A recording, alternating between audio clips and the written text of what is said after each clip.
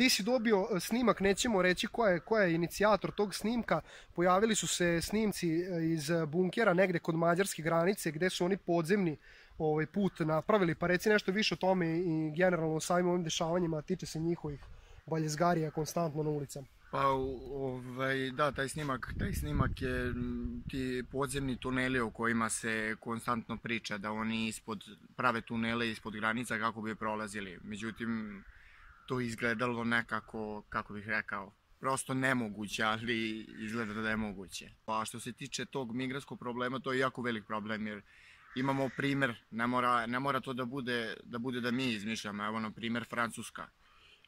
Dobili su mnogo zone gde ne sme ni policija da uđe, imali su terorističke napade, Beč imao terorističke napade, mnogo veliki problemi se dešavaju u Srbiji koje nećete videti na režimskim medijama kao što su RTS i tako dalje.